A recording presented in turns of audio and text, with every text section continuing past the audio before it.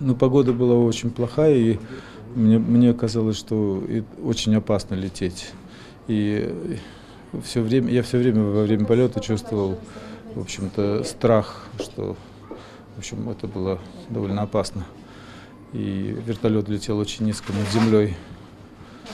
Вот, и когда произошел первый удар, было ощущение, ощущение катастрофы. Вот, и в общем, дальше, знаете, как-то пустота, тишина, и потом какие-то крики, стоны, и это трудно описать, но, в общем, ощущение ужаса. Когда пришел первый помощь спасателей? Мы вызвали спасателей практически сразу после катастрофы, и это было 5-6 вечера 12 числа, и 13-го в 8 утра уже летали вертолеты, кружили над нами и искали нас. В этот момент мы мы пытались создать. У нас был один очень опытный спасатель с нами.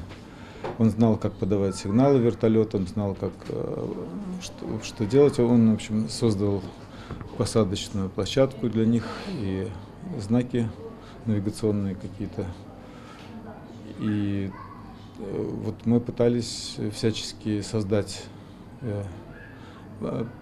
дым создавали и сделать так, чтобы нас легче было обнаружить. Вертолеты кружили высоко, и они не могли сразу.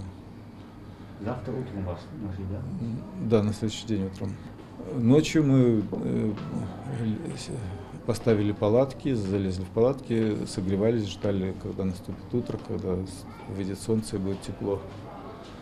Вот ночью было как зимой холодно, и вот, там снег шел.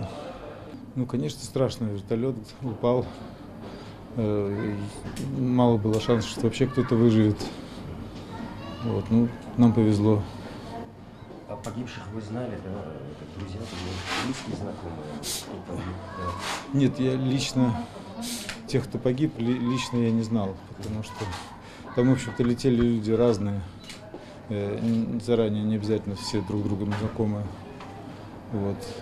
Было самое жуткое было, что вот люди гибли прямо на наших глазах. То есть вот они еще были живы и умирали, потому что А вы сами откуда? Из-за травм. Я из Санкт-Петербурга. Я хочу, чтобы моя жена поправилась. Она получила серьезное сотрясение мозга. Это у вас супруга, да? Да. Значит, в реанимацию сказали? Да. Вот. И вообще всем, кто получил травму, я желаю, чтобы они быстрее поправились, и сочувствую родственникам погибших. А здесь сейчас нормально, помощь вам оказывают, какие-нибудь недостатки, что нормально все здесь? Врачи? Здесь очень хорошую помощь оказывают, да, все очень хорошо. Больница отличная.